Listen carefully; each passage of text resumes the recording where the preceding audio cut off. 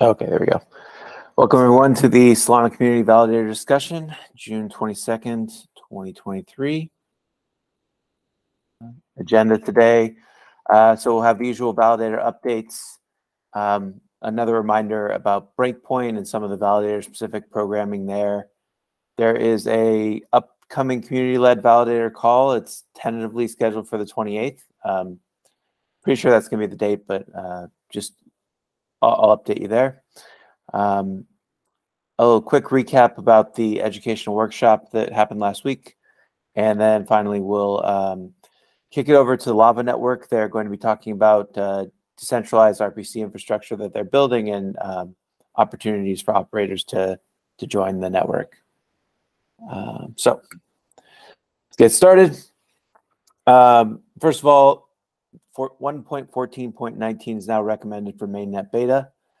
There are ongoing feature activations happening in mainnet right now.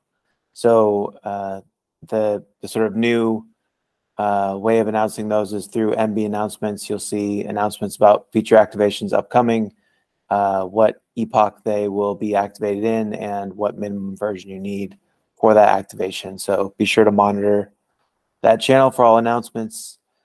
And the changelog is linked here as well for the 1.14 release. For testnet, 1.16.1 is now recommended for testnet. There were some issues in 1.16.0 that related to paths. All of those should be resolved in 1.16.1, except I think of these known issues, I think the only one that still is not resolved is the get health issue. Otherwise, the rest of these should all be resolved in 1.16.1. So if you run into any problems related to pathing, make sure to report that in testnet validators. All right. Oops. There you go. Yeah, and a reminder, I think I mentioned this already, but the solana-sys-tuner has been deprecated or removed entirely in 1.16. So if you were relying on that before, make sure to check out the docs and manually tune your system for the validator. Any questions on the mainnet or testnet updates? Okay. Like I mentioned last time, Breakpoint's coming up. It will be from October 30th to November 3rd. However, MEV camp is happening the day before, so October 29th. And there will be a validator track this time happening on October 30th. The planning for the validator event is ongoing. So please check out MB Planning in Discord to get involved and either follow along or help contribute to talks or programming for Breakpoint. I think the discussion's happening in public there. Related to this, there's going to be a community-led validator call next week, June 28th. 1800 UTC, I think, is the tentative plan. Again, the updates will be happening in MB planning. But if you're interested at all in this validator track, I think they're going to be discussing the programming and some of the logistics on that call. So definitely something to check out if you're planning to attend Breakpoint and want to participate in the programming for the event. All right. One last quick recap here. So we had the second half of validator setup for the validator educational workshop last week. It was a long one. I think we ended up going for about an hour and a half. But I think a lot of good topics there.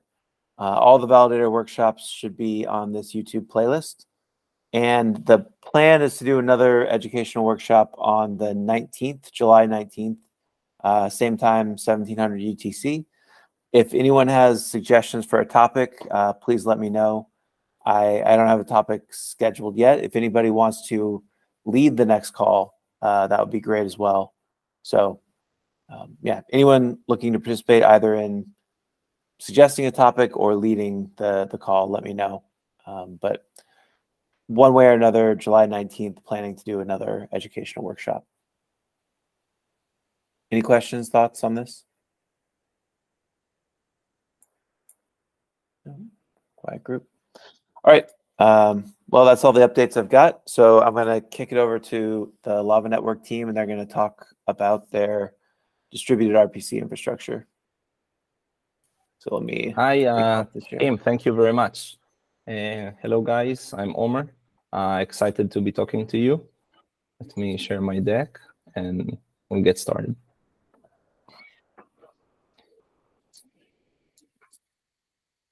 Okay, so I'm representing Lava. Lava is a blockchain-based solution to decentralize access to RPC in general. And in particular, we'll talk about decentralizing Solana access and the possibilities for collaboration and benefit for validators and node runners. Okay, so to make it short, access to Solana RPC infra is relying on a handful of providers and all of the dApps that are not running their own nodes infrastructure because it's hard to maintain and you're losing the benefits of Web3 are relying on that. So in order to make it more resilient and decentralized and chain agnostic and lower the middleman between node runners and validators that are participating in the community and want to be engaged with more developers directly, get feedback. That's what we're aiming to build. So I'm presenting Lava Network. It's a coordinated peer-to-peer session between the apps and the node runners. There is no middleman. There is no one in between the node you're serving and the dApp that's using it. There are some protocols in between, but it's a decentralized protocol. Everything is open source. Okay, so how does it work? Node runners are joining the Lava network via the Lava blockchain by sending a transaction. In that transaction, they're coordinating their listening endpoints, could be more than one. Then they're automatically paired with developers that subscribed on the Lava network to get service. There are various ways to subscribe. Obviously, we are offering a web interface to lower barriers of entry, but any developer can do it with a CLI on the blockchain in a fully decentralized manner. We're currently in a production-grade testnet. We've been running in testnet for the last year, and we have several RPCs. And just recently, we added Solana, and we have our first providers. Providers are paired with the consumer based on several factors. It's not random. It is changing periodically to keep it decentralized and unpredictable, protect consumers, and make it fair for providers. And the pairing is affected by stuff like geolocation, which are very important. You don't want consumers from the wrong area, and they will just get bad service, and they will clutter your RPC for a long time while waiting for a response. Stuff like quality of service, which is subjective to the consumer. And we have in our roadmap clustering mechanism to pair consumers that are happy with a certain service with those providers more often.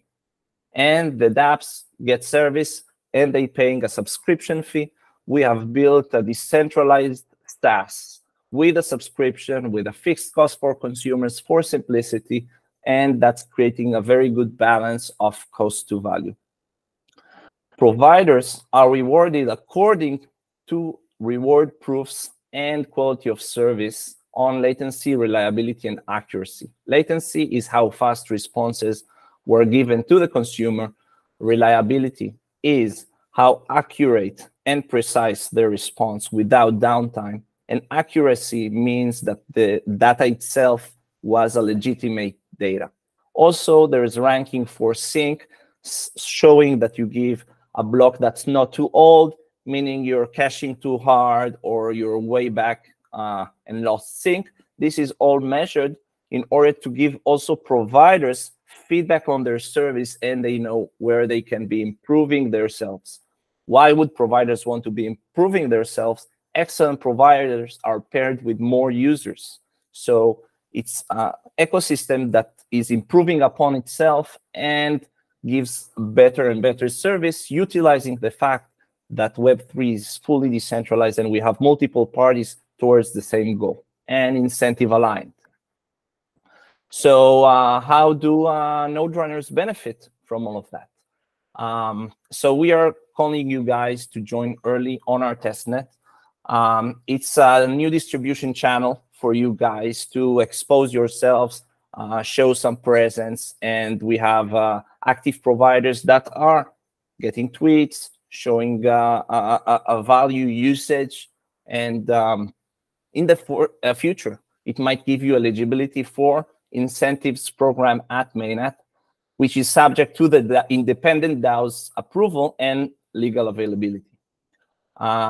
We're providing also optimization tools for you guys, such as feedback on quality of service, and we have down our roadmap built-in caching of the protocol, and you could see how well you're doing relative to others. And joining early gives access to new features, and we are getting feedback very seriously and building upon the feedback of our providers, asking for certain Prometheus metrics. And this is the time we're working hard on building. And if you want to make that product fitting for your needs, that's the stage to join, feel how it works, and affect how it looks in the future. I'm repeating, it's completely decentralized, open source, and we have guys offering commits also. And we have a new offering, which is decentralized public RPC. And let me get into more on that. So what is decentralized public RPC? We are letting chains and ecosystems create decentralization pools for node runners. Those pools are meant to offer good service, a place for developers that want to build in the initial stages of development while public RPC fits their needs, they're experimenting, they're building, and we want them to have a home to go to. And we want that home also to lower the barriers of entry between developers and node runners. So why should node runners join those decentralized pools? First, they're getting renowned by being there. Also, down our roadmap, pools are going to be incentivized by the ecosystems, okay? This is subject to the ecosystems, and the rewards are going to be distributed from the ecosystem. And this is something we're striving to get to in order to get more traction between node runners and developers, making it a bounty system for providing service, where right now it's kind of unsupervised, and some public RPCs could be pruning too much or providing inferior service, and there's no visibility upon it. Where in the Lava blockchain, we have metadata on the sessions, not the data itself, right? It's peer-to-peer, but metadata on the sessions, such as quality of service and the amount of relays when they're claiming their Lava rewards. So we have visibility on what's going on, and that's good for everybody. And yeah, I'm going to leave some room for questions. If you guys are interested to learn more, you can scan the QR. You could join the LavaNet Discord channel, engage with us. I'm active there. You could ask me directly, but I'm welcoming you guys for questions right now.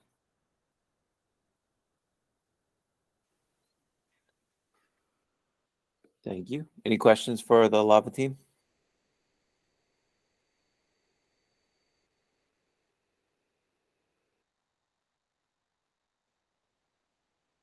Yeah, so there's a question in chat about contact information to discuss more in the future. Yeah, you could address me directly in our Discord. Let me just pop up the handle and share it here.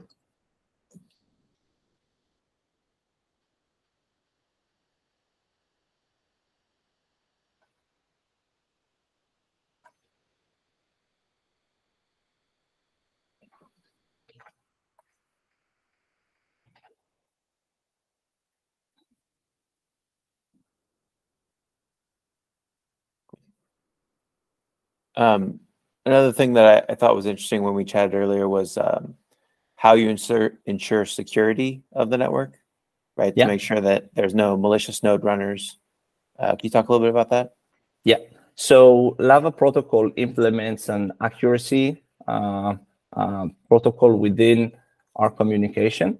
So consumer messages are wrapped with headers that are abiding by the Lava protocol, and provider responses are cryptographically signed, and they're containing extra metadata besides the RPC itself, the response. That metadata could be used to compare between node runners the responses, and we have an on-chain resolution mechanism for fraud detection. So in case finalized data is different between two providers, the conflict goes on-chain, and there is a jury and an opt-in mechanism for providers to vote on the right response. And the majority of that decides which is the wrong provider, and that results in on-chain actions that could be either jail or downtime or even slash of part of the stake. Providers are staking on the Lava network. They're getting rewards in Lava tokens, and this ensures alignment. So as long as the service you're providing is accurate and the periodic checks that you're being tested upon are correct, then you're getting rewards, and your quality of service reports are higher and rewards are higher. And in case there are conflicts and it turns out this was malicious data, you could be kicked out of the network and even lose part of the stake that you've been putting. Obviously, during testnet, it doesn't matter that much, but we are experimenting with the protocol and making it, we're tightening security as we go by leaving room for errors and misconfigurations until we get to the point where we feel confident enough. Great. There's more of a comment from Blake, but he was saying Everstake has extra node. Are you familiar with that product and kind of compare between the two? Personally, I'm not familiar with Everstake's external node, but I can tell you that Lava is not implementing a JSON RPC specific solution that goes between multiple providers. Our solution is API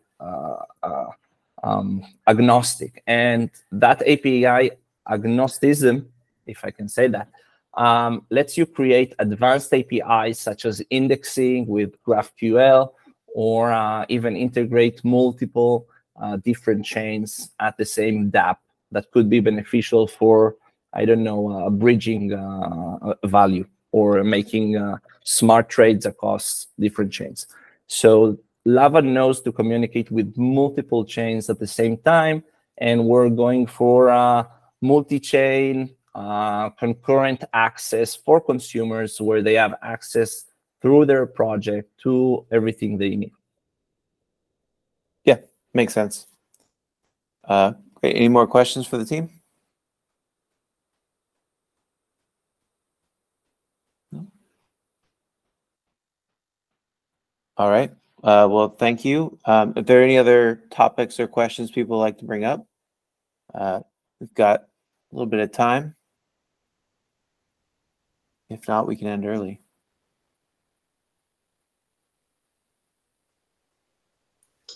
I want to say thank you, guys. Oh, Steve, do you have a question? Yeah, no, I was gonna. Yeah, I didn't mean to cut you off, Omer, there, but I was gonna say, if anybody, I mean, I see a couple people here that offer guidance on validator support. Do you see anybody that gets their validators not responding? Please, hopefully they're reporting metrics, but don't tell them to wipe. I think there's some very subtle bug me and Jeff Peseta are trying to track down, but I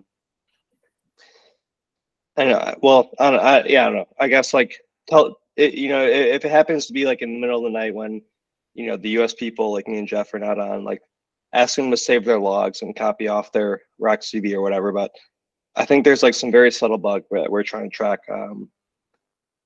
But yeah, for the most part, the wipe your ledger and restart that should be mostly done. So I'm hoping that's not I'm hoping that advice should be not a thing going forward. So I get it, you need uptime, but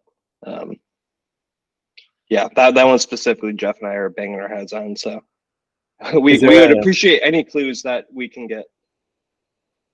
Is there a GitHub issue or more details to? There is an issue, but it's like it's so you know, we've seen it like 1 in 1,000 or something. So, you know, like yeah, I mean, we have you know, tens or hundreds of nodes at our disposal. We haven't been able to repro it, so I don't know. I feel almost we're bordering the line of wasting time on it, but again, if somebody sees it, ping me or Jeff Beseda, and yeah, we would love to look at it, but yeah.